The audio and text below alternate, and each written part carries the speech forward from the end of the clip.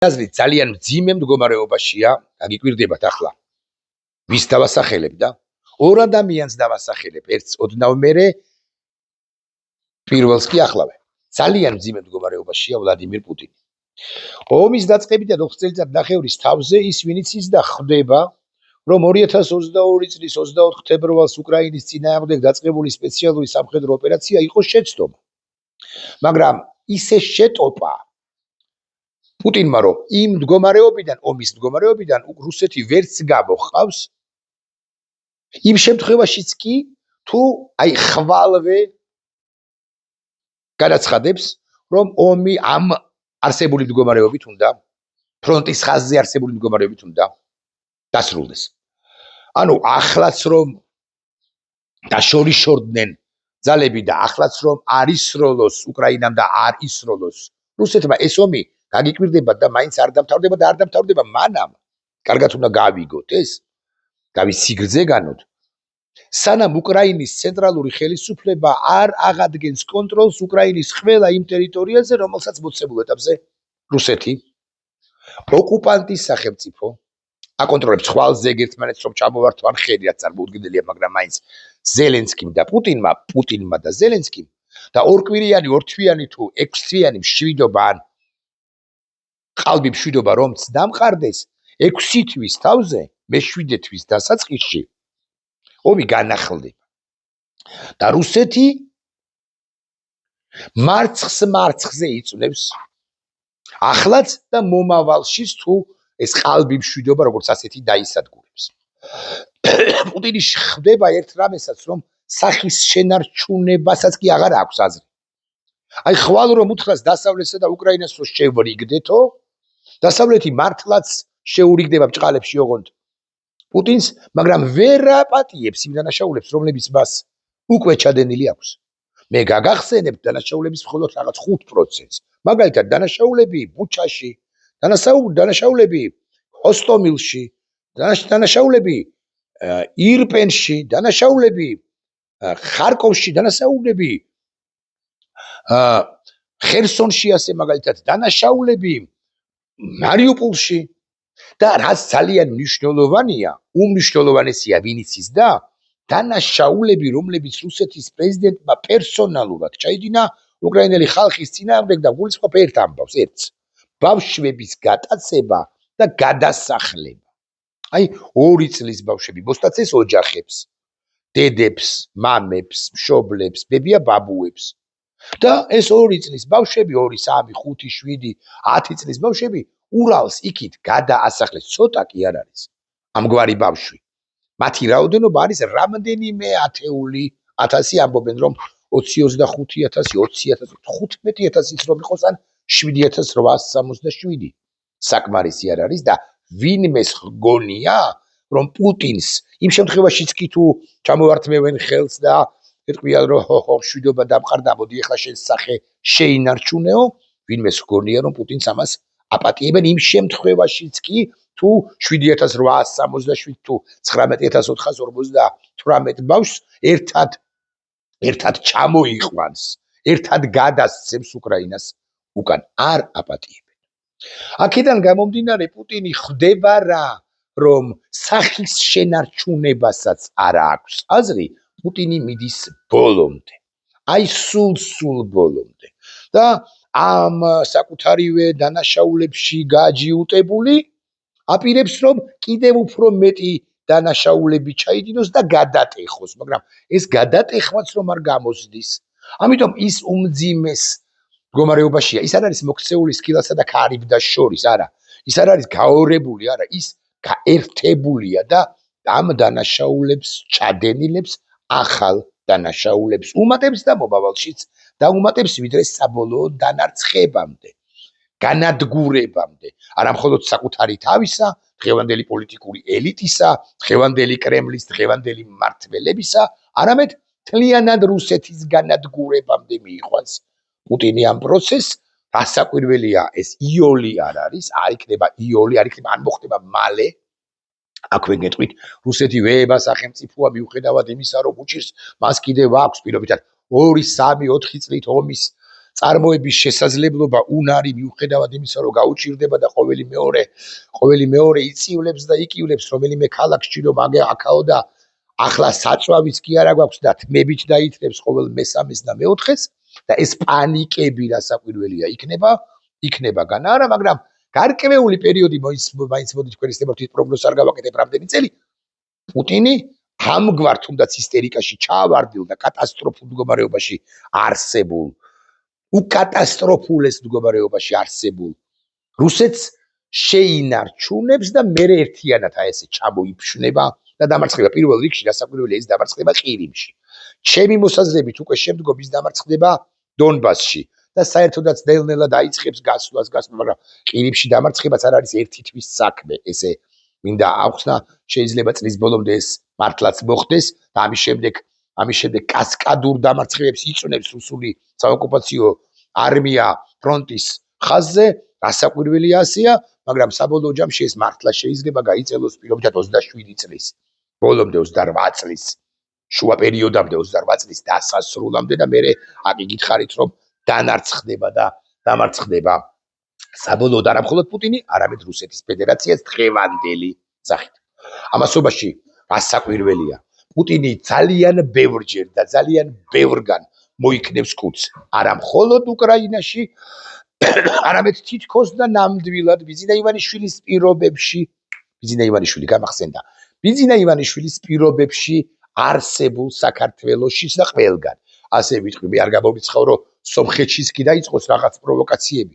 არ გამომიცხავ კი არა, უფრო მგონია რომ დაიწყებს აზერბაიჯანს ვერ გაუბედავსო, მეც ვამბობ ამას, მაგრამ აზერბაიჯანის წინააღმდეგაც კი წავიდეს ისტერიკაში მყოფია სახის შენარჩუნებას რომ აღარც ცდილობს იმ მდგომარეობაში ამგვარი შანსი მას ჰქონდა ალბათ არა 6 თვის წინ ან 12 თვის წინ, მაგრამ აი თქვათ 23 წელს 22 წლის მიწურულს სახის შენარჩუნება და მე უკვე ერთობლივი გამოსავალი უნდა მოეძებნა დასავლელ ლიდერებთან ერთად, რომ ყველა კმაყოფილი ყოფილიყო და ის რაც მოხდა ბოლო 4 წლის თუ 3.5 წლის განმავლობაში არ მომხდარიყო ბოლო 4 წლის განმავლობაში, მაგრამ 4 წლის წინ და ცოტა მეტი ხნის წინ მოხდა მეორე მხრივ ბუჩა და ბუჩას განა ვინმე აპატიებდა. პუტინზე დავასრულეთ ვიდეო ბლოგის პირველი ნაწილი დავიწყეთ პუტინით და დავასრულეთ პუტინითვე. ახლა ვისაუბროთ ფეიქ პუტინზე არ ბაძავს მაინც და მაინც ბიძინა ივანიშვილი პუტინს. არ გეგონოთ რომ ბაძავს მაინც და მაინც ის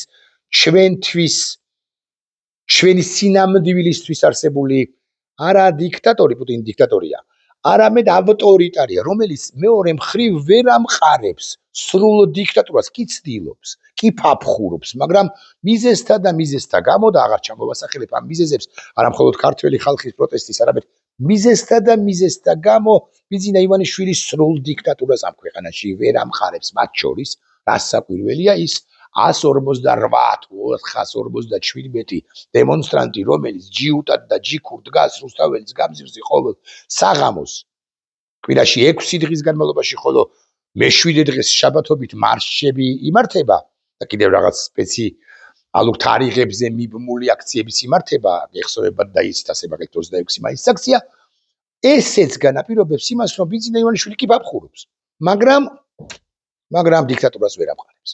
მაგრამ ბიძინა ივანიშვილი ქმნის მეორე მხრივ ბიძინის სტანს, სხვაგვარ სახელმწიფოს ნახევრად დიქტატურას, ან ერთგვარად ავტორიტარიზმს, მაგრამ ბოლომდე ავტორიტარიზმი არ არის. მედია მუშაობს გვიჭირს, მაგრამ მაინც არასამთავრობო ორგანიზაციები არ მუშაობენ ასე ხოშ-ხოშ ისე როგორც მუშაობდნენ, მაგრამ ისინი მაინც რაცხას ფაფხურობენ. მაგრამ ის თავისას მიერეკება და ბიძინა ივანიშვილიც აღარ ცდილობს პუტინის არ იყოს სახის შენარჩუნებას. ისიც პუტინის არ იყოს მიხვდა, რომ რაც არ უნდა გააკეთოს ახლა უკვე ჩამოვართვას ხელი ოპოზიციას, გააუქმებინოს პაპუაშვილს, კანონები მერე პაპუაშვილი მოხსნას, ირაკლი ყობახიძე დაკლას პოლიტიკურად, ყობახიძის ნაცვლად მოიყვანოს შედარებით ნორმალური საუბარი იყო და მეც მისაუბრია მინიმუმ 2 და 3 კანდიდატზე, მაგალითად არჩილ გაჩეჩილაძეზე საქართველოს ბანკიდან, ირაკლი რუხაძეზე, რომელიც ნორმალური არ გონია, მაგრამ ყობახიძეზე ნორმალური არის. რა საკვირველია გაგიკვირდებათ და შევაქებ ჭყალებში ირაკლი რუხაძე ან სხვებზე და სხვებზე მისაუბრია იმას გაანთავის რაღაცა თქმიან შეთქმულებები კი რაღაც ვერსიები დაგვიშვია ბიზნა ივანიშვილი ხდება შესანიშნავად რომ პაპუაშვილი რომ გაუშვას კობახიძე რომ გაუშვას ყაველაშვილიც რომ გაუშვას კალაძეც რომ დაიჭიროს და გაუშვას და დაიჭიროს ამ მნიშვნელობა არაფერი შეიძლება მან უკვე პუტინის არ იყოს ჩააბოტა ნეხში იმან ძერმოში ამან კი ნეხში და აი შეცდომაში გაჯიკურებული არც იმას ცდილობს რომ სახე როგორც ასეთი შეინარჩუნოს და აღარ უფრთხის აი მართლა ბჭყალებში უშიშია ვითარცა უხორცო აღარ უფრთხის დასავლეთს რა უნდა მიქნან ამაზე მეტი კი დასავლეთს აქვს ამაზე მეტის მისთვის გაკეთების ბერკეტები მაგრამ ის ამას კი შესანიშნავად ხდება ბიზნა იმაშვილი რომ ხვალ რომ ყველაფერი ეს გააკეთოს კანონები გააუქმოს პატიმრები გამოუშვას მიშა სააკაშვილის ჩათვლით და ასე შემდეგ დასავლეთი მას მაინც არ დაინდობს იმიტომ რომ ბიზნა ივანიშვილმა 22 წლის თებერვლიდან გაცილებით მანამდელი პერიოდიდანაც მაგრამ ეს ავიღოთ საწყისად ბიზნა ივანიშვილმა ეს ქვეყანა შეცვალა ამ ქვეყნის სულისკვეთება შეცვალა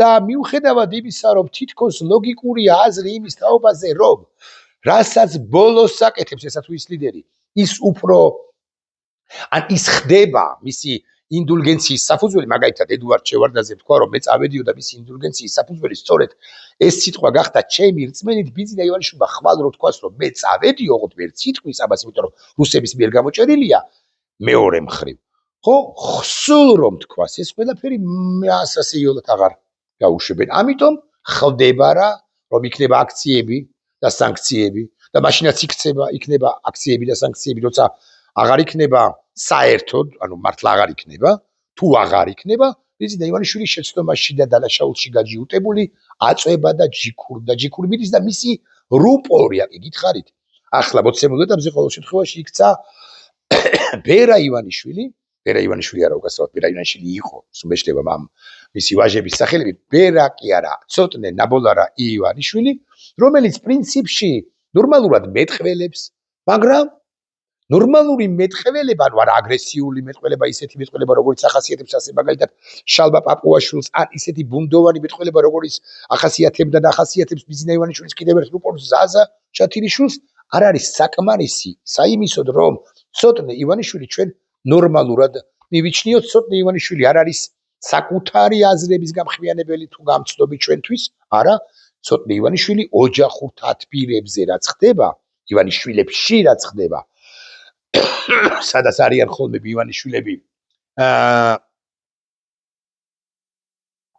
ახლა მოცემულ ეტაპზე თქვა აბასთუმანში ან ზღვისპირეთში არ ვიცით ხო ცხადია საბოლოო ჯამში ივანიშვილი ცოტნე ეცნება ხოლმე იმ საოჯახო თათბირები არ ქვია ალბათ სადილებს დიდრონ რამბალკოშეს მაგიდის გარშემო შემომსხდარან შემოუსხდებიან ხოლმე მაგიდას ივანიშვილები 1 2 3 4 და ვინც ის მეტნიც და იქ განიხილავენ კონკრეტულ ამბებს და საბოლოო ჯამში ცოტნე ივანიშვილი მიუხედავად იმისა რომ თითქოს ნორმალურად ლაპარაკობს და ნორმალურად ლაპარაკობს ყოველ შემთხვევაში არა ისე ბუნდოვნად როგორც ჩათილიშვილი და არც ისე აგრესიულად როგორც არ ვიცი კალაძე თუ კობახიძე თუ პაპუაშვილი თუ სხვები ის მაინც კულტურული ფორმით კულტურული სამეწყვილო ენით გვაცნობს პოზიციას ამ პოზიციას შეიძლება დავარქვათ სწორედაც რომ ბიზნა ივანიშვილის პოზიცია შეცდომაში და დანაშაულში გაჯიკურების პოზიცია ქვია ამას და აჩვენებს რომ ბიზნა ივანიშვილი ნახევარი ნაბიჯთაც არ დაიხევს უკან არ დაიხევს ეს კიდევ უფრო რთულია ჩვენი რთული მდგომარეობაში აღმოგვაჩენს რთული მდგომარეობაა შექმნილი უფრო რთულია ვიდრე ველოდით ბიზნა ივანიშვილი ოდნავ კომპრომისზე წამსვლელი რო იყო ყოფილიყო და ჩვენ სულ ვებღაუჭებით ხოლმე თუ ულახტილები ვიქნებით რაღაც პატარა იმედებს თუ იმედუკებს აი სენატის კონგრესმენი ვილსონი ამას იტყვის მეგობარი აქტი იქნება მიღებული ეს რაღაცა სხვა ქართული ხალხის მხარდაჭერის აქტი იქნება მიღებული ჩინური გავლენების თაობაზე აქტი იქნება მიღებული ქართული ხალხი გამოვა და რაღაცა ზეწოლას მოახდენს ბიზნა ივანიშვილზე და შეცვლის პოლიტიკას უკრაინის კონტექსტში შეაცვლებინებს არაფერს ბიზნა ივანიშვილი მსგავს არაპირებს ხდება რა რომ უმძიმეს მდგომარეობაში არის და ეხლა რომ დაიხიოს თუნდაც სახე შენარჩუნებას ვინმე დაჰპირდეს ახლა რომ დაიხიოს მას ბრახდა შეუსრულებენ უკვე გარკვეული პერიოდის შემდეგ ზუსტად ისე როგორც პუტინს შეუსრულებენ და არ აპატიებენ იმ დანაშაულებს, რომლებიც პუტინმა უკვე ჩაიდინა. ანუ პუტინმა ჩაიდინა ასე მაგალითად ბუჩა, ასე მაგალითად ბავშვების გატაცება, რაც ყველაზე მნიშვნელოვანია და პუტინს თუ არ აპატიებენ, არც ბიძინა ივანიშვილს აპატიებენ, მისი ინდულგენცია უბრალოდ არ იქნება. ეს არის ომი, უკრაინა-რუსეთის ომი, დასავლეთ რუსეთის ომი, არა win-win, ანუ შენც გაიმარჯვე, მეც გავიმარჯვე, არამედ ეს არის win და შენ კი წააგე. ჩვენ გავიმარჯვეთ, დასავლეთმა გაიმარჯვა, შენ კი დამარცხდი. საქართველოშიც დასავლეთსა და რუსეთს შორის ომი, დასავლეთსა და რუსეთის წარმომადგენელ ივანიშვილს შორის ომი მიმდინარეობს არა ჩვეულებრივი და ესეთი სასხვათა შორისო, არამედ ნამდვილი ომი მიმდინარეობს. ასე გეტყვი, ჯერჯერობით არ გვისვრი ერთმანეთისთვის და ალბათ არც ვესვით ერთმანეთს, თუმცა ბიძინა ივანიშვილის გამოისობით შეიძლება ვესროლოთ კიდეც, ანუ სამოქალაქო ომში გადაიზარდოს ეს ყველაფერი, მაგრამ ეს ამ ომის შედეგი არ შეიძლება იყოს win-win, შენც გაიმარჯვე, ბიძინა, მოდი აი რაღაცა პატარა დათბე და ჩვენც გავიმარჯვეთ, აი პატარას დავთხოვთ. არა, საბოლოო ჯამში ეს არის ომი, როცა ერთ-ერთი ჩვენგანი უნდა დამარცხდეს და დანარცხდეს. ასე ვიტყვი და მე აბსოლუტურად დარწმუნებული ვარ, რომ უფრო გვიან პუტინის არ იყოს, ვიდრე ადრე. ბიძინა ივანიშვილს ეყოფა რესურსი, რომ რა მნიშვნელობა აქვს, როგორ ირანს მიაბავს, ჩინეთს მიაბავს, საქართველოს, რუსეთს მიაბავს, იპარაზიტებს გარკვეული ეკონომიკური ბრჭყალებში ბენეფიტებით, უკრაინის ომით თუ ასე შემდეგ. ბიძინა ივანიშვილი გადარჩება კიდევ კარგახანი 28 წლამდე, 28 წლამდე სასტიკად და უსაშინლესად და უმძიმესად დაგვაზიანებს. მე უკვე არ ვიცი სიმართლე გითხრათ, როგორ უნდა მოვგრიხოთ მას კისერი. საერთაშორისო კონტექსტის ჩვენთვის ხელსაყრელი იქნება სწორედ ამ პერიოდისთვის. აკი ისიც ვივარაუდე, რომ პუტინი 28 წლამდე მაინც იქნება ხელისუფლებაში, მეთქი 27 წლის მიწურულამდე და ასე შემდეგ და მე ყირიმსაც დათმობს რუსეთი, დონბასსაც და ვინიცის ფუდი ტერიტორიებსაც მეთქი ახლა წავიოცნებე. ეს ასე ალბათ არ მოხდება. მოკლედ რუსეთი აღარ იქნება ძლიერი 28 წლის მიწურულისთვის თქვათ, სუსულ მაქსიმუმ, შესაბამისად ბიძინაც იქნება დასუსტებული, თუმცა ის კიდევ იფაფხურებს და რაც მეც იფაფხურებს, მით უფრო მეტად დაეხეთქება ზედაპირზე დინგით თუ ცხვირით, მეთქი ამასაც თუ ვიტყვი, ეს არ იქნება გასაკვირი. მოკლედ ამ მძიმე მდგომარეობაში არის ბიძინა ივანიშვილი. ბიძინა არაფერს არ დათმობს. ბიძინა არის fake პუტინი, fake დიქტატორი, პუტინის ერთგვარი კარიკატურა, გასაკვირველია, დიქტატორის ერთგვარი კარიკატურა. ამ შემთხვევაში პუტინსაც გულისხმობ და არა მხოლოდ დიქტატორობის ერთგვარი კარიკატურა ბიძინას არც შეუძლია და ვერც შეუძლია უკვე დათმობა. იმიტომ რომ მან ყველა წითელი ხაზი უკვე გადალახა. ბიძინას ჰქონდა შანსი 22 წლამდე, რომ ეთქვა, მოდით შევრიგდეთ, მოდით მართლა ვიფიქროთ ქვეყნის განვითარებაზე და ასე შემდეგ, მაგრამ ვერ განრუსეთ და ისინიც აწვებოდნენ. კი არ გავამართლოთ, არამედ ავხსნათ, ისინიც აწვებოდნენ და აწვებოდნენ საქართველოს რუსეთისთვის ყოველთვის ასე უყურებდა რუსეთის საქართველოს მისი უნდა ყოფილიყო და აქ აი ეს რაღაც ტიპები გამსახურდია სააკაშვილის შევარდნაძეც ნაწილობრივზე ნაკლებად თუ მეტად და სხვები ხო ისინი როგორ უნდა ყოფილიყვნენ ამ კავკასიის კარიბჭე საქართველოს ხელმძღვანელები პუტინს და ზოგადად რუსეთს ეს ვერ დაეშარიკებინა. ბიძინაც კი ბოლომდე მათია, მაგრამ ბოლომდე ვერ უსრულებს კაპრიზებს, არა, იმიტომ რომ თავად არ უნდა რომ საქართველოს შეეტედოს რუსეთს, არამედ იმიტომ ვერ უსრულებს რომ უბრალოდ მას წინააღმდეგობა ამ ქვეყანაში ხდება. 19 წუთია გასული ვიდეობლოგის დასაწყისიდან. მე მაქვს ჩაფიქრებული მეორე ვიდეობლოგიც, მაგრამ ახლა ერთგვარად დაგასპოილერებთ, ან რაღაც ნაწილობრივ მაინც ვისაუბრებ იმაზე, რაც სამომავლოდ უნდა შემდეგი ვიდეობლოგისთვის უნდა გადავდო. რუსეთს უნდა საბჭოთა კავშირს ამას გავშლი ამ თემას აკი გითხარით უკვე შემდგომ ვიდეობლოგში რუსეთს უნდა საბჭოთა კავშირის მაგვარი სახელმწიფოს აღდგენა უნდა და მომავალშიც მოუნდება თუ გადარჩება პუტინი და რუსეთი ამ ფორმაციის არ გამოსდის ეს რუსეთს უკრაინა რომ ხელში გაეჭხირა იმისა და გამო აქედან გამომდინარე მინი მოდელს საბჭოთა კავშირისა ხო ის შესთავაზებს ბევრ სახელმწიფოს ბელარუსი მყისვე დათანხმდება ცენტრალური აზიის სახელმწიფოები მყისვე არა დათანხმდებიან პრინციპში ბელარუსის გარდა არც არავინ დათანხმდება მყისვე საქართველოც კი აი ამ fake დიქტატორ ავტორიტარ ბიძინა ივანიშვილის პირობებში ასე მყისვე ვერ დათანხმდება რუსეთს მინი მოდელის საბჭოთა კავშირის შექმნაზე. ამიტომ რუსეთმა გადაწყვეტილება მიიღო მაღალი ალბათობით ამგვარი. მოცემულ ეტაპზე მიერთოს ცხინვალის რეგიონის სამხრეთ ოსეთი, ანუ მოხდეს ამ რეგიონის ნაგლეჯის მოლეკულის ნაგლეჯია მისთვის სამხრეთ ოსეთი, მაგრამ მიერთოს მაინც, შემოვიდეს კავკასიის რეგიონში, ამ რეგიონს საქართველოს ტერიტორიაზე რომ შემოდის სამხრეთის ცხინვალის რეგიონს ერთგვარად მიეხმაროს უფრო მეტად ვიდრე ეხმარებოდა ახლა მიგდებული ხოს რეალურად კაპიკებს უხდის რეალურად აფხაზეთსაც კაპიკებს უხდის მაგრამ წარმოიდგინეთ სამხრეთ ოსეთს უხდის ბევრად ნაკლებს აი ამ ნაგლეჯს მიწისა შვედი ტერიტორია აღოს დე იურე და რეალურად და ისტორიულად ოდნავ მეტად მიეხმაროს და საქართველოს ხელისუფლების რეაქციას დაელოდოს. მას შვება ბიზინა ივანიშვილი. ბიზინა ივანიშვილი ვერ ეუბნება რუსეთს, რომ ახლა გაეთრი აქედან, ჩვენ ამაზე მოლაპარაკებული არ ვიყავით. ვერ ეუბნება. ამიტომ კიდევ ერთი პრობლემა უჩნდება. ბიზინა ივანიშვილი დასავლეთსაც კი ეუბნება რუსეთს, რომ დასავლეთს მიუმართავ, მაგრამ დასავლეთთან ყველა ხაზი ჩაჭრა ბიზინა ივანიშვილი. ანუ დასავლეთს რომც მიმართოს და დამეხმარეო რომც უთხრას. დასავლეთი მას არც და ვერც დაეხმარება აქამდე სადეგდეო. აქამდე რატომ გვაგინებდიო? ამას ეთქვის ბრიუსელის და პარიზის, ბერლინის, ლონდონის და ვაშინგტონის. აქედან გამომდინარე, ბიზინა ივანიშვილი გაჭედილია, რუსეთს კი ეთქვის, რომ მე დასავლეთისკენ გადავიხრები, საქართველოს დასავლეთისკენ წავიყვანო, მაგრამ არც დასავლეთისკენ წაყვანა გამოუვა ბიზინა ივანიშვილს, თუ გულახდილები ვიქნებით.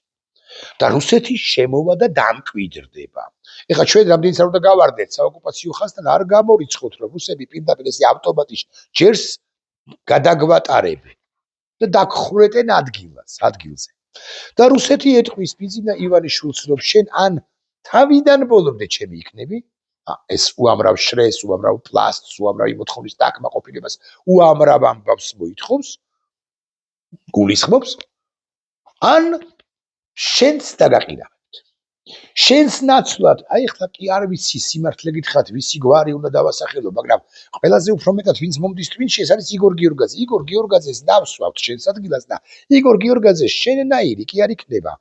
აი, ტელეკომპანია TV1-ს თუ ტელეკომპანია ფორმულას არსებობის შესაძლებლობას რომ მაძლევს. ტელეკომპანია ფორმულას კი არა. ITV კომპანია პირველს კი არა. აი, ვისაც იცნობთ ყველას. ლაშა ბუღაძეს პირობითად აშუაშია ლაშა, მაგრამ რეფხი თავში როგორ არის? ადგილზე გამოვიყავთ ლაშა ბუდის ჩემთან და დავხრეთ რუსთავი, დახრეთ იგორ გიორგაძე ადგილზე და ლაშა ბუღაძე არის ერთი მრავალი ათასიდან, ვინც დახრეტილი იქნება იგორ გიორგაძის მიერ. ამიტომ თუ შენ არ გინდა ეს და თუ შენ ევროპას ვერ გეხმარება და არ გეხმარება, იმიტომ რომ შენ თვითონვე ჩვენი დავალებით ჩაწყვიტე ურთიერთობები ევროპასთან შენ უნდა მოგვეხმარო მინი მოდელის საბჭოთა კავშირის აღდგენაში. გას გულისხმობს მინი მოდელის საბჭოთა კავშირის აღდგენა, ანუ თბილის, ივანიშვილის თბილის რას მოსთხოვს, რუსეთი მოსთხოვს დაახლოებით შემდეგს. თუ საქართველოს უნდა რომ სამხრეთ ოსეთის ავტონომიური ოლქი ისევ მის შემადგენლობაში იყოს როგორც საბჭოთა დამპალ დროს, საქართველოს თავად უნდა იყოს მინი მოდელის საბჭოთა კავშირის განუყრელი ნაწილი ბელარუსთან ერთად. სამხრეთ ოსეთი მოცემულ ეტაპზე იქნება დამოუკიდებელი სახელმწიფო, დამოუკიდებელი სუბიექტი, რომელიც იქნება რუსეთის მიერ ანექსირებული და თუ კიდე რომ დაგიბრუნოთ ან განვიხილოთ დაგიბრუნებს. დაგიბრუნოთ შენ სამხრეთ ოსეთი, როგორც არც არავინ არ მოკლედ მოლაპარაკებები დავიწყოთ მათ შორის სამხრეთ ოსეთთან დაკავშირებით. საქართველოს უნდა შევიდეს ერთიან საბჭოთა, ახალ საბჭოთა კავშირში. რას ეთქვის? ამ ყველაფერზე ბიზინა ივანიშვილი პუტინს რას ეთქვის და ვერაფერს ვერ ეთქვის. იმიტომ რომ გაჭედილია, დასავლეთი მას აღარ ეხმარება, მისივე გამოისობით. პატრიოტიზმის იმ გაგებით პატრიოტიზმის, როგორც უნდა ჰქონდეს ყველა ნორმალურ ადამიანს პატრიოტიზმის განცდა მას არ აქვს. წინააღმდეგობას შეხვდება ქართული საზოგადოებიდან, მაგრამ ეს ქართული საზოგადოების მნიშვნელოვანი ნაწილი ამოყორა, გააფუჭა. ესეც უნდა ვთქვათ. პროტესტი ჩაუხშო, მოარგო, მოირგო და ვერაფერს ვერ ეტყვის.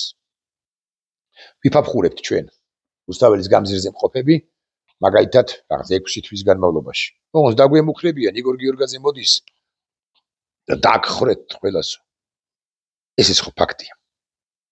ამიტომ ბიზინა გაჭედილია. ერთადერთი გამოსავალი ყოველ შემთხვევაში მე როგორც მესახება მოცემულ ეტაპზე ხვალ შეიძლება შევიცვალო აზრი.